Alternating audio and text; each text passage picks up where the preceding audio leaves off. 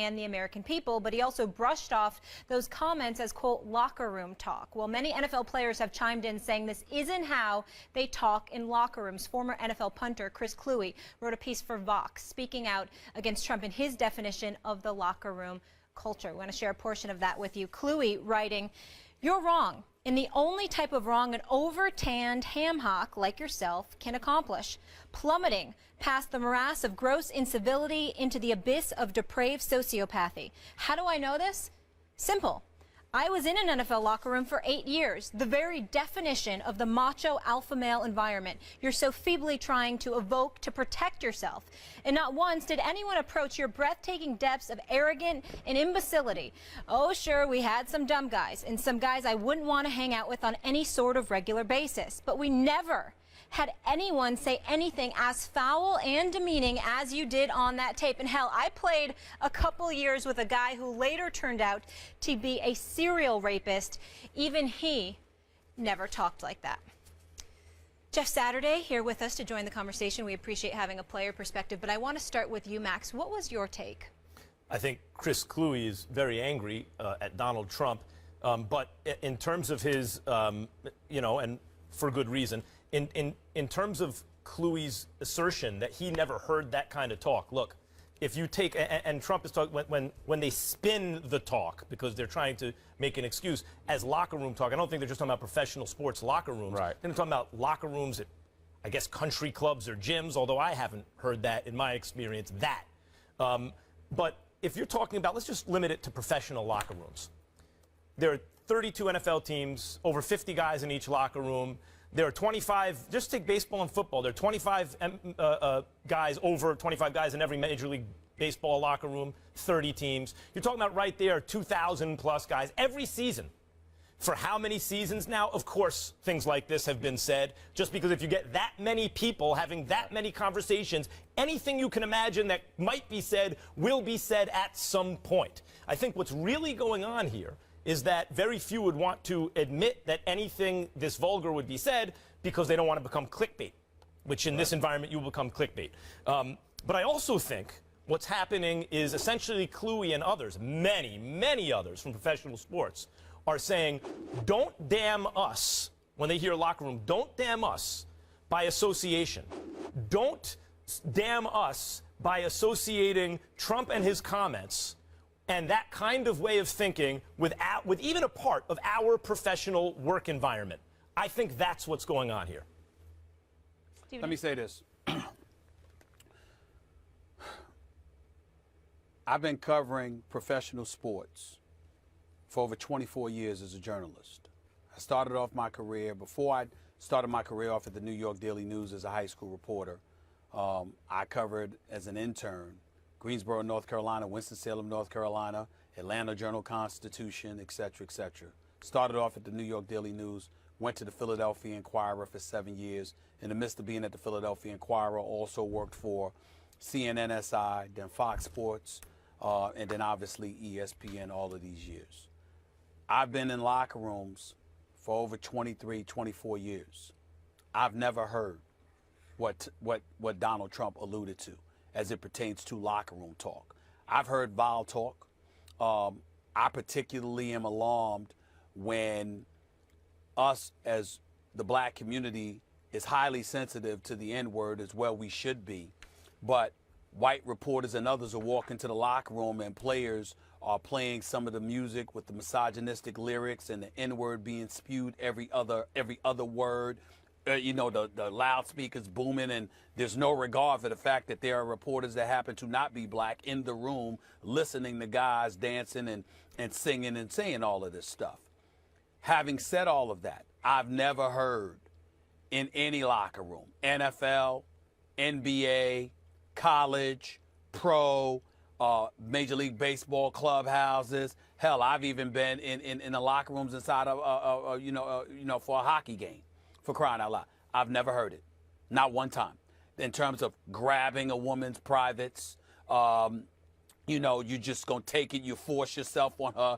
When you're a celebrity, you can get anything. You can do what you want to do. There are unquestionably people who may feel that way.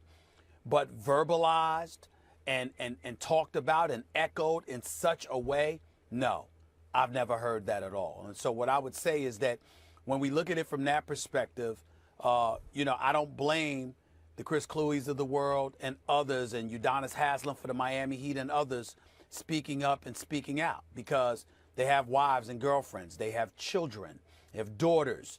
They don't want anybody thinking that that's the kind of stuff that is appropriate, that that's the kind of stuff that is ordinary, because it's not. And to me, when Donald Trump said that, by the way, I have a problem with everybody jumping to the locker rooms thinking that he was talking about baseball or basketball or football. Why couldn't he have been talking about golf? He owns a bunch of golf courses, a bunch of country clubs. I mean, how come they didn't bring that up? Why is it that it got to be, the brothers playing in the NFL or the brothers playing in the NBA? How come nobody brought up golf? Donald Trump owned a USFL team. But that was about it. He didn't own an NBA team, didn't own an NFL team. But what he is synonymous with, other than his real estate ventures, buildings, and beyond, is golf. How come nobody asked that question? How come I'm not hearing a bunch of quotes from a bunch of golfers? Because that, to me, would be what the billionaire is most synonymous with than the other sports. That is what I have to say about that. Yeah, that's a good point. I think when Chris is talking about it, I think it's offensive because when you get the locker room, in air quotes, that kind of stigma, it hurts. I've lived in an NFL locker room for 14 years, a college for 5, high school before that. To say I never heard anybody say, filthy things or things that were dead wrong. And what Donald Trump said was dead wrong. And it should have never been said, should have been apologized for it, and not make anything, not try to tie it to anything. Just own it. I own it. I said it. I shouldn't have said it. I was dead wrong. But when everything kind of got spun, to your point, spun politically to try to make it or ease the situation, when you go to locker rooms, there are a lot of things said in locker rooms that you would never want to be overheard by a mother, sister, daughter, and I got daughter. I mean, listen, it is a different world. You do not want those things being said. But I can speak for my own locker rooms. Being in Indianapolis and Green Bay for 1 year, that was not common discussion. Okay, there would be outliers, conversations, but for the large majority of the conversations we had in our locker room were good conversations. They were not like this. Now, was there, people playing jokes on each other, busting each other up? Absolutely. But to the point where it went with Donald Trump, it didn't go there very often. But for guys to say they never heard those kinds of things, I would be surprised that no one ever heard someone talk absolutely, because that's just being there. I've heard it, and and listen, I totally disagree with it, but to say that it's never been said, that's where I would just say, the number of conversations that are going on, everything that you can imagine, and but some you can't. I think the problem for me was that when you tried to justify it by saying locker room talk. Because even if it's in the locker room, it's not right. No, that's a cop-out, yeah, exactly. and that's mental manipulation. Exactly. And you're not an athlete, and last time I checked, you're not in a jersey. So why are you blaming athletes? And I don't want to hear that. No. Let me whoa. Yeah. Let me chime in. Okay. And I'm going to chime in to Molly's point with a question for you, Jeff Saturday, and for you, Max Kellerman. And I have to ask this. Trump's comments, is it fair to say that he was talking, dare I say, about the rich white society locker rooms of country clubs and golf courses? I mean, that's what I was alluding to earlier. Because when he talks locker room, is it possible that this billionaire who owns golf courses, you're talking about the country club, you're talking about the golf courses, you're talking about affluent white individuals that are distant from the normal rules and regulations that govern the rest of us, that may have felt free enough to say such things? I don't know the answer to that question, and I don't want to step out on a limb by making an accusation, but it is a question that folks in the locker rooms, particularly African Americans, might have at this point. Yeah, it would be. I mean, I didn't grow up that way, so I have no idea what golf locker rooms are like. Never been around them. I mean, I've been in NFL, college. I've been in. I've played baseball, I've wrestled. I've done all those kinds of things, but I haven't been in their locker rooms. You know what they talk about in the locker room? And I don't golf. but I have been in all different kinds of locker rooms. And you know what the locker room talk is? How's your cholesterol, right? Yeah. Like, what is that medication you're taking? How's your family? Those Well, kind of I things. wouldn't go that like, far. That's locker. I didn't know that. I've never heard that. The point is like locker room talk.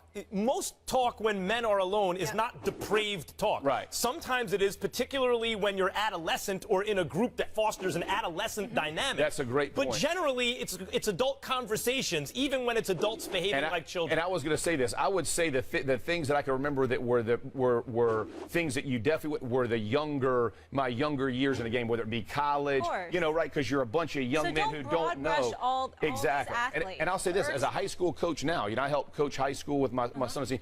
We are very specific of how we treat our young men in respecting everyone, the way that you handle yourself in school, out of school, on the field. You're trying to shape these into good, productive young men in your community. So we do have these conversations. No different than Matt Brown having these conversations with me when I was in college about, hey, Jeff, you can't act like this, right? You can't behave this way. You can't speak to someone this way. You can't use this language in this situation, right? And I was a young guy, but I was taught, right? But when you try to generalize locker room talk, I think it was tongue-in-cheek. I think he was going to Max, to your point, where male-dominated, you know, in this certain environment, guys will act or say a certain thing. But to stamp it with locker room, I think it went above. And I think no one guys wants to be stigmatized by the Trump's exactly. language. No one wants a stamp putting on them in their profession that this is the way guys talk, because it's not true. And again, being in that locker room, that is not what happened in the Indianapolis Colt locker room, the Green Bay Packer locker room. Those conversations were not had. If they were had, maybe they're had in private, but as a general whole, in totality, that was not the conversation. They were much more productive. I mean, it could be religion, politics, you know, family, finances, you name it, all those things. I mean, the locker room is where you grow and develop as a person a ton of times. This conversation is a small part, almost a minuscule amount. And I'd hope a presidential candidate would be held to a higher standard than describing women as objects. But that's where we are. Jeff staying with us to talk Cam Newton. How much is he to blame for the Panthers' slow start to this season? That is coming up next.